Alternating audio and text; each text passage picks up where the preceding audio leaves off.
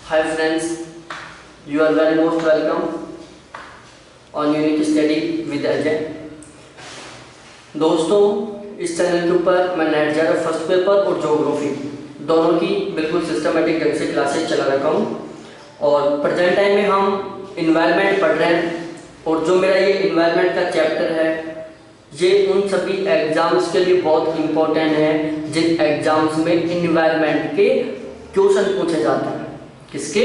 Environment के question पूछे जाते हैं, वो फिर चाहे कोई सा भी एग्जाम हो, नेट का हो, सेट का हो, सीटेट का हो, टेट का हो, रीट का हो, कोई भी एग्जाम जिसमें इन्वायरमेंट के क्वेश्चन पूछे जाते हैं उन सभी के लिए बहुत इम्पोर्टेंट है। बिल्कुल गजब लेवल का मैं यहाँ पर पढ़ाने की कोशिश कर रहा हूँ।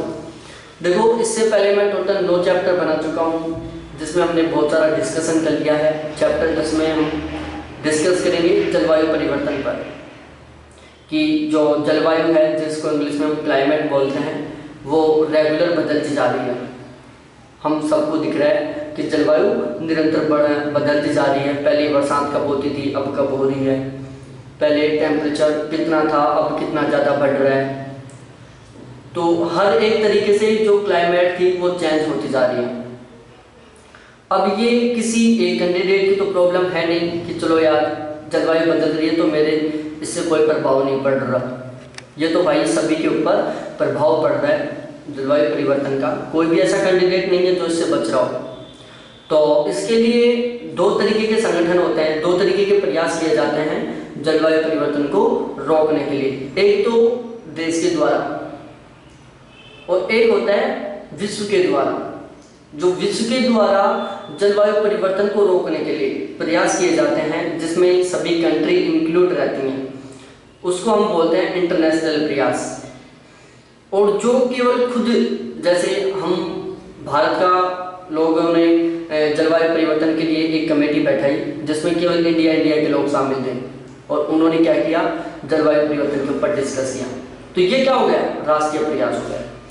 तो जलवायु परिवर्तन को कंट्रोल करने के लिए या उसमें कुछ सुधार करने के लिए या उसका अध्ययन करने के लिए 2 तरीके से प्रयास किया जाता है। एक तो राष्ट्रीय प्रयास जिसमें केवल वो खुद देश शामिल होता है जो वो प्रयास कर रहा है। दूसरा होता है अंतर्राष्ट्रीय प्रयास जिसमें सभी कंट्री इंक्लूड रहती है, मोस्टली सभी कंट्री इंक्लूड रहती है उसमें। तो आज हम डिस्कस करेंगे चैप्टर 10 में जलवायु परिवर्तन पर राष्ट्रीय प्रयास, कि भाई जलवायु को कंट्रोल करने के लिए राष्ट्र के द्वारा क्या क्या प्रयास किए जा रहे हैं उनके बारे में हम पढ़ेंगे। यहाँ पर देखो, मैंने स्टार्टिंग में 2-3 जगह लिख दिया ये राष्ट्रीय प्रयास केवल आपको याद दिलाने के लिए। तो देखो, जलवायु पर राष्ट्रीय जो प्रयास किया गया था हमारे देश के द्वारा, उसमें एक प्रयास था राष्ट्रीय कार्य योजना। क्या था? राष्ट्रीय कार्य योजना। जलवायु परिवर्तन हेतु राष्ट्रीय कार्य योजना, national action plan on climate change, जिसको शॉर्ट फॉर्म में NAPCC, कि जलवायु परिवर्तन हेतु राष्ट्रीय कार्य योजना, कि भाई जो जलवायु परिवर्तन हो रहा है उसके लिए एक योजना बनाई गई थी देश के द्वारा, उसका नाम था राष्ट्रीय कार्य योजना। और इस राष्ट्रीय कार्य योजना का शुरुआत हमारे देश के द्वारा 2008 में किया गया था। कब किया गया था? 2008 में। और इसका उद्देश्य था सतत विकास का लक्ष्य प्राप्त करना, सस्टेनेबल डेवलपमेंट। इंग्लिश में क्या बोलते हैं इसको? सस्टेनेबल डेवलपमेंट, सतत विकास। सतत विकास का मतलब होता है कि खुद की पीढ़ी को ध्यान में रखते हुए विकास ना करना, बल्कि जो आगे का भविष्य है उसको भी ध्यान में रखकर विकास करना। कि जैसे इस तरीके का काम करना, जैसे हमारे बेटों को, फिर उनके बेटों को, फिर उनके बेटों को, फिर उनके बेटों को, किसी को भी आगे कोई प्रॉब्लम नहीं आए, कभी ये सुनने को ना मिले कि यार पहले के लोग ये काम नहीं करते तो बेस्ट रहता। इसी को हम बोलते हैं सतत विकास, कि उसमें किसी का कोई नुकसान नहीं हो रहा है और जो विकास है वो एक लंबे टाइम के लिए हो रहा है। क्या हो रहा है? लंबे टाइम के लिए हो रहा है, तो उसको हम बोलते हैं सतत विकास। तो जो ये राष्ट्रीय कार्य योजना थी जो जलवायु परिवर्तन के लिए 2008 में शुरू की गई थी, इसका मुख्य उद्देश्य था सतत विकास के लक्ष्य प्राप्त करना। और देखो, जलवायु परिवर्तन पर राष्ट्रीय कार्य योजना के तहत टोटल 8 राष्ट्रीय मिशन चलाए गए थे और इसमें टोटल 8 राष्ट्रीय मिशन चलाए गए थे। किसके लिए?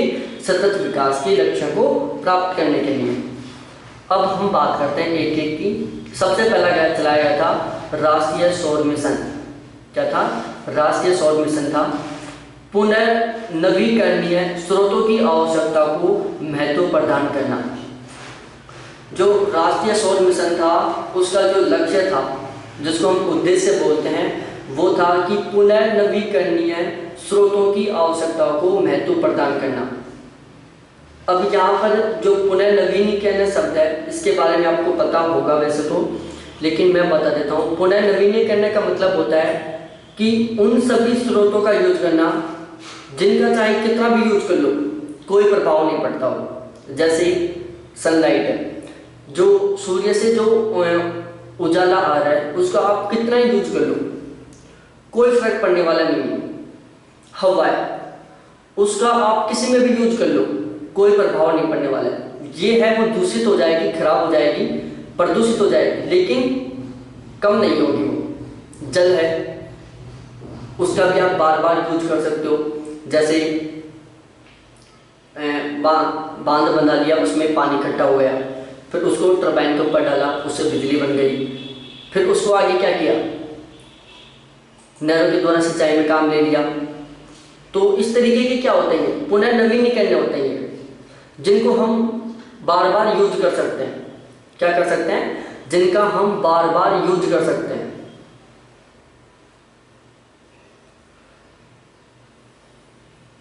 उसके बाद आता है 2020 तक देश में 20,000 मेगावाट सौर बिजली क्षमता स्थापित करना। और जो ये राष्ट्रीय सौर मिशन था, इसका उद्देश्य था कि 2020 तक देश में 20,000 मेगावाट सौर बिजली क्षमता स्थापित करना। और जो इसका पहला चरण था वो जवाहरलाल नेहरू राष्ट्रीय सौर mission, Jawaharlal Nehru national solar mission, जिसको फुल फॉर्म के रूप में बोलते हैं JNNSM, 2010 में शुरू किया गया था। कि जो राष्ट्रीय सौर मिशन था उसका जो पहला चरण था वो जवाहरलाल नेहरू राष्ट्रीय सौर मिशन 2010 में शुरू किया गया था।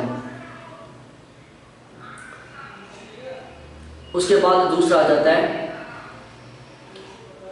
राष्ट्रीय संवर्धित ऊर्जा क्षमता मिशन। क्या है? राष्ट्रीय संवर्धित ऊर्जा क्षमता मिशन, जिसको बोलते हैं national mission for enhanced energy efficiency. National mission for enhanced energy efficiency, राष्ट्रीय संवर्धित ऊर्जा क्षमता मिशन। इसका उद्देश्य था ऊर्जा दक्ष बाजार का विकास किया जा सके। ऊर्जा दक्ष बाजार का विकास करना ही इसका उद्देश्य था, जो कि 2009 में शुरू किया गया था।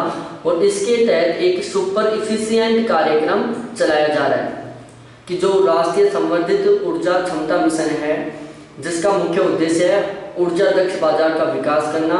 और ऊर्जा दक्ष बाजार का विकास करने के लिए एक सुपर एफिशिएंट कार्यक्रम चलाया जा रहा है, जो कि 2009 में राष्ट्रीय संवर्धित ऊर्जा क्षमता मिशन की शुरुआत हुई थी। अब आ जाते हैं भाई राष्ट्रीय वहनीय पर्यावास मिशन। क्या है? राष्ट्रीय वहनीय पर्यावास मिशन।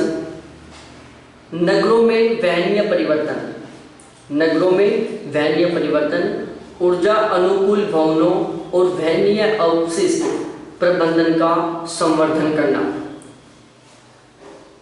नगरों में वहनीय परिवर्तन, ऊर्जा अनुकूल भवनों और वहनीय अपशिष्ट प्रबंधन का संवर्धन करना।